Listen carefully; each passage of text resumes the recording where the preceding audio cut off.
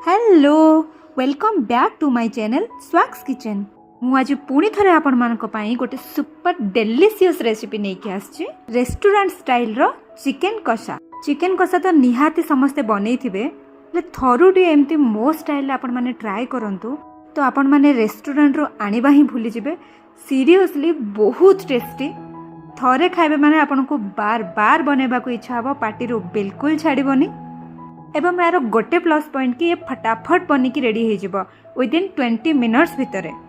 तो चलतु स्टार्ट करवा आज रेसिपी। मुझे हाफ केजी चिकेन को भल भाव धुआ धुई करके सोरिष तेल टिके पकई नहीं, देन गोटे चम्मच हलदी गुंड एवं टिके दही को आम पकई नवा। चिकेन मैरिनेशन बास ये 3टा जिनस ही करें भल भाव आम मिसामिशी करके घोड़े दबा और 20 ରୁ 30 मिनट टिके छाड़ी नवा। तो बर्तमान एम गैस रे आमे गोटे कड़ई बसैकी से पुणी थर आम सोरिष तेल देदेबा। तेल गरम हो आसवा पर गोटे चम्मच चीनी एवं देखूँ मुझे रसुण पियाज भृषंग पत्र शुखिला लंका और गोटे कंचा लंका को एमती चप चप करके काटी नहीं। प्रथम आम कंचा लंका तापर शुखिला लंका देन रसुण को पकईकी 10 ରୁ 15 सेकेंड टिके भाजी नवा। रसुण भाजी हो गला पर भृषंग पत्र एवं भृषंग पत्र को पुणी थर आम टिके भाजी नवा। तापर आम छोट छोट काटी रखि पियाज को पकई नवा। तो जेहेतु मु रेस्टोरेंट स्टाइल बनाऊँ तो मत एतिक जिनस निहाती दरकार चिकेन कषारे। सब जिनस को 1 मिनट ही भाजबे, भाजवा दरकार नहीं, पूरा कंचा कंचा रहा दरकार। तापर मुझे मसलार ग्रेवी को पकई नौ। देखो 2 चम्मच ये मसलार ग्रेवी आगु प्रिपेयर करके रखी। मुझे ग्रेवीर रेसिपी आपण मानक आ गोटे भिडियो अपलोड करदेवी।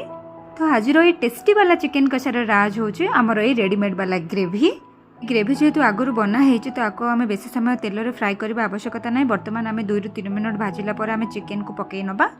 चिकेन मैरिनेशन रे आगुरी लुण दे नथिली तो 2 चम्मच ये लुण पकई नौ। मन रखिथे ग्रेवी रे आगुरी लुण पड़ी थाए तो आप चिकेन हिसाब से लुण पकेबे। लुण पकेला पर आम चिकेन को मसला सहित भल भाव पुणी थे मिक्स कर नवा। देखो मुझे एपट सेपट करके भल भाव मिसई दूचे।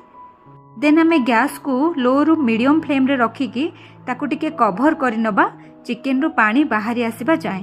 तो मैरिनेशन बेले मु दही टिके पकई देइथिली तो हमर चिकेन फटाफट सिझी जिवो।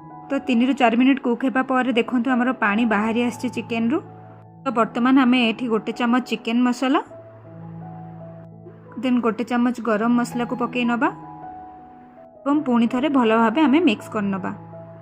गोटे कथा मन रखिए, मसला गुंड पकेला पर चिकेन को आम बिल्कुल घोड़ेबानी, आम खोला करके ही शेष पर्यंत कुक करवा। ताकू आपण माने देखि पारुथिबे केते बढ़िया लुक आसीगलानी चिकेन कषार।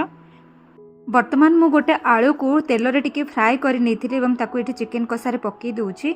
आलू टोटली ऑप्शनल, जदि आपण मानको पसंद नथिबो ताहाले आपण आकु स्किप करि पारिबे, किंतु आलू पकेले चिकेन कषार टेस्ट आ टिके बढ़ी जाय थाए। रेस्टोरेंट गुड़ाक तो आलू पकाती जेहेतु मु घरे बनाऊँगी तो मुझे आलू को पकई नहीं।